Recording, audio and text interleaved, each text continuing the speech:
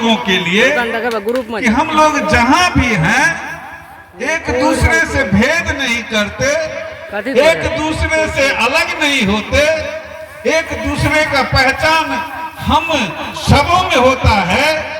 सभी इस बात को मानते हैं कि यहाँ जो भी हैं सभी एक इंसान हैं और इंसानियत का जिंदगी जीते हैं। यह तो मकसद साफ है। हम लोगों को सुकून मिल रही है इन बातों से कि यहाँ पर किसी भी प्रकार का फर्क हम में और आप में, तुम में और हम में नहीं है। यह सुकून की बात है और इसको और मजबूत करने के लिए, भाईचारा को और सुदृढ़ करने के लिए, ताकतवर बनाने के लिए इस तरह के कार्यक्रम आयोजित होते हैं। तो यह बेहतरी की तरफ एक और कदम है।